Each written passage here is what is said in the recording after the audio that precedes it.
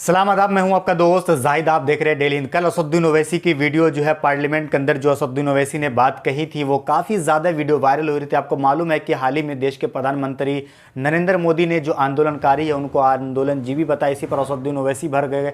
लोकसभा में असदुद्दीन ओवैसी बोले कि हाँ, मैं आंदोलनजीवी हूँ। असदुद्दीन ओवैसी ने उसके बाद कहा कि चीन का रहम किसानों पर सितम ए जाने वफा, ये जुल्म न कर। ये बात कहते हुए लोग जो है काफ़ी ज़्यादा हाथ थपथपाने लगे और इसी शब्द को लेकर जो है ये वीडियो काफ़ी ज़्यादा वायरल हो रही है। आपको बताने जा रहा हूं कि असदुद्दीन ओवैसी ने जो बात कही है वो आपको इस वीडियो में मैं बताने जा रहा हूं। उसके बाद इस वीडियो के अंदर मैं आपको वो पार्ट दिखाऊंगा जो असदुद्दीन ओवैसी ने इस वीडियो में कही है, क्योंकि 11 मिनट के अंदर असदुद्दीन ओवैसी ने जो बात कही है वो चारों तरफ जो है असदुद्दीन ओवैसी की तारीफ हो रही है, क्योंकि सिर्फ 11 मिनट के अंदर इस तरीके से बातों को रखना ये मुश्किल है। आपको बता दें कि किसान आंदोलन को लेकर देश के किसान अपनी मांगों को पूरा करने के लिए सड़कों पर प्रदर्शन कर रहे हैं। सिंधु बॉर्डर से लेकर दिल्ली तक किसान अपना इसका विरोध दर्ज करा रहे हैं। किसानों को लेकर कई हस्तियां समेत कई नेताओं ने भी ट्वीट किया।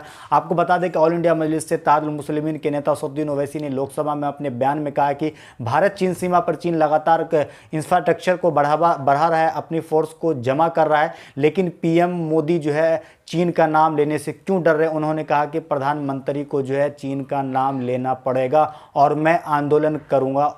उसके बाद असदुद्दीन ओवैसी ने कहा कि प्रधानमंत्री मोदी जो है चीन का नाम लेने से डरते हैं, प्रधानमंत्री मोदी को चीन का नाम लेकर अपनी बात को रखनी चाहिए। उसके बाद किसान आंदोलन के लेकर ओवैसी ने कहा कि इस सिंधुपुर बॉर्डर, गाजीपुर बॉर्डर, टिकरी बॉर्डर पर इंफ्रास्ट्रक्चर बना रहे हैं, अरुणाचल प्रदेश में नहीं।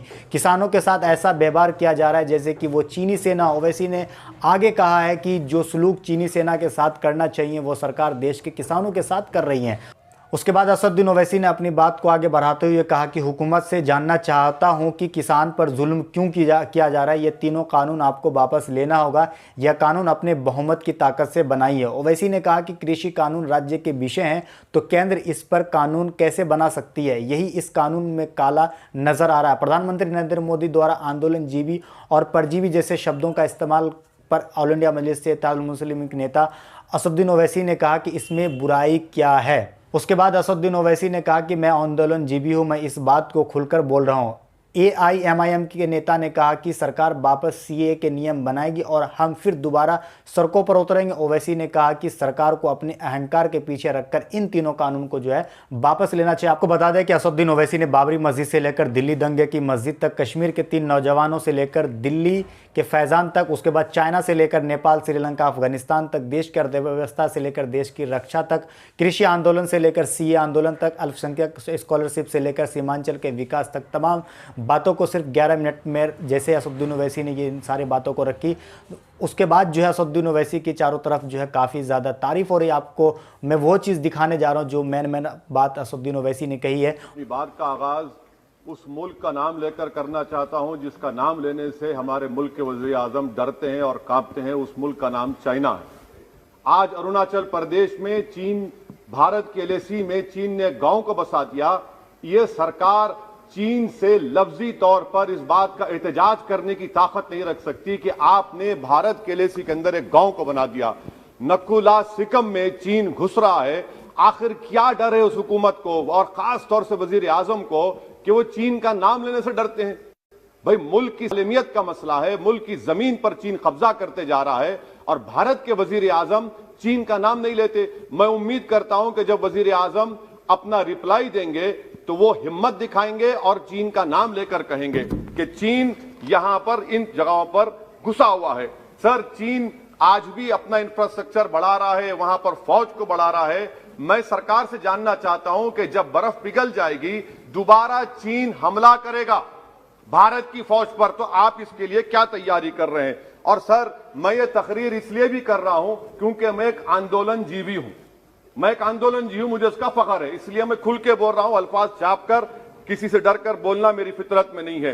अफसोस तो इस बात का होता है सर कि जिस जगह पर हमको इंफ्रास्ट्रक्चर बनाना था हमने टिकरी पर बना दिया। जिस जगह पर हमको वो इंफ्रास्ट्रक्चर बनाना था हमने सिंगूर में बना दिया। जो इंफ्रास्ट्रक्चर की जरूरत थी हमने गाजीपुर पर बना दिया, अरुणाचल प्रदेश में नहीं बनाया। आखिर हो क्या रहा है? क्या किसान से जो बर्ताव किया जा रहा है वो ऐसा लग रहा है कि वो चीन की फौज बनी हुई है, और जो चीन की फौज से बर्ताव किया जाना था आप किसानों से कर रहे हैं। तो मैं इस हुकूमत से जानना चाहता हूं कि इंफ्रास्ट्रक्चर और ये किसानों से क्यों जुल्म किया जा रहा है। सर यहां पर ये तीनों कानून को लेना पड़ेगा वापिस, आपको आपकी अना को थोड़ा मिटाना पड़ेगा और तीनों कानून को वापस लेना पड़ेगा। सर यहां पर मेरे को साहिर लुधियानवी का एक शेर याद आ रहा है, मैं साहिर लुधियानवी के साथ माजरत के साथ उस शेर में तरमीम करके कहना चाहूंगा कि जो मौजूदा हालात पर के साहिर लुधियानवी का शेर को थोड़ा तब्दील करके कि चीन पर करम किसानों पर सितम, रहने दे थोड़ा सा भरम, ऐ जाने वफा ये जुल्म ना कर। बहरहाल सर ये जो किसानों का कानून है इसमें क्या काला है? काला इसमें यह है कि इस हाउस को एग्रीकल्चर स्टेट सब्जेक्ट है, और वो कहां लिखा है संविधान में? एंट्री 14, एंट्री 28, शेड्यूल 7 में, और ये फेडरलिज्म के खिलाफ है। केशवानंदा भारती खास तौर पर कहता है कि फेडरलिज्म बेसिक स्ट्रक्चर है, तो ये सबसे बड़ा काला है।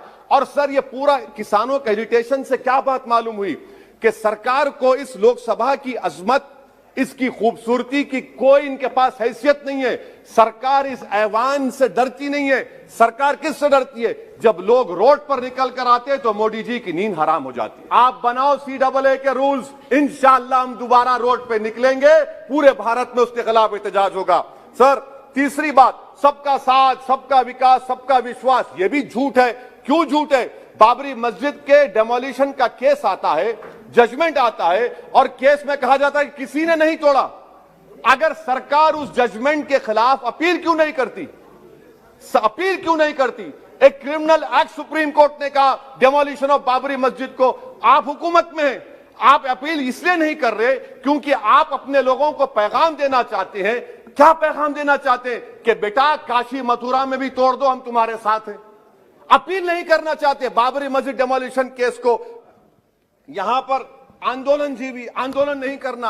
अरे किसी शायर ने अच्छा कहा था कि जिसमें ना हो इनकलाब, मौत है वो जिंदगी, रूह है वम की हयात, कश्मकश है इनकलाब। सर अब फॉरेन पॉलिसी पे आ जाइए। किसी इना मीना डीका ने ट्वीट किया, आपने परेशान हो गए। इना मीना डीका ने ट्वीट किया, आप खड़े हो गए। अरे कौन सी फॉरेन पॉलिसी है आपकी? भारत के अतराफ में जितने पड़ोसी हैं, चीन हमला किया, कौन सा एक पड़ोसी है जो चीन के खिलाफ बोलता है? बताइए। कोई नहीं बोलता, मुंह नहीं खोलता। श्रीलंका में आप पोर्ट बना रहे हैं, किसके साथ? जापान के साथ। किसको काम मिल रहा था? आपके नूरे नजर को, आपके नूरे नजर को, आपके चहीते नूरे नजर को। श्रीलंका ने कहा हम भारत को नहीं बनाने देंगे टर्मिनल पोर्ट यहां पर। आप बताइए फॉरेन पॉलिसी। सर नेपाल का वजीर आजम कहता है कि भारत से ताल्लुकात उस वक्त तक बहाल नहीं होंगे जब तक कि भारत नेपाल की जमीन वापस नहीं करता। कहां सो रहे हैं सर आप? पड़ोस में कोई हमारा दोस्त नहीं है। चीन बांग्लादेश से कोविड की बात करता है, अफगानिस्तान से अमेरिका छोड़कर जा रहा है। क्या आपके पास कोई पॉलिसी है गनी हुकूमत को सपोर्ट करने की? आपके पास कोई पॉलिसी नहीं है। ब्रैड शर्मन जो अमेरिका के रिप्रेजेंटेटिव, उनके पास भारत के अमेरिका के सफीर गए, तो ब्रैड शर्मन ने ट्वीट कर कहा कि भारत सरकार को इंटरनेट खोलना चाहिए, भारत सरकार को पीसफुल प्रोटेस्ट करना चाहिए। कौन होता है ब्रैड शर्मन जो भारत को सिखाए? ये FDI है। और भारत सरकार का डिप्लोमेट, एम्बेसडर बैठकर उनका लेक्चर सुनता है, और उसके बाद क्या होता? 3 दिन के बाद आप कश्मीर में इंटरनेट खोल देते हैं। दिल्ली का लॉ एंड ऑर्डर, 1 साल में 3 बड़े दंगे हो गए। एडवोकेट्स पुलिस, उसके बाद CAA का राइट हुए 50 से ज्यादा, उसमें लोग मारे गए। 20 से ज्यादा मसाजिद को नुकसान जला दिया गया। 26 जनवरी। सर क्या ये सरकार जिम्मेदार नहीं है? 2 मिनट सर, क्या ये सरकार जिम्मेदार नहीं है? आपकी सरकार है, आपका होम मिनिस्टर, आप रोक नहीं पा रहे। आपकी कमजोरी और आपकी नादानी की वजह से, आप में दूरअंदेशी नहीं है, आप उसको अलाउ कर रहे हैं। और फैजान के कातिल कौन है? क्यों नहीं पकड़ा फैजान के कातिल को आपने अब तक? जिन बच्चों को रोड पर मारा जा रहा था, जनगण मन बोला जा रहा था, एक तरफ तब तक नहीं पकड़े।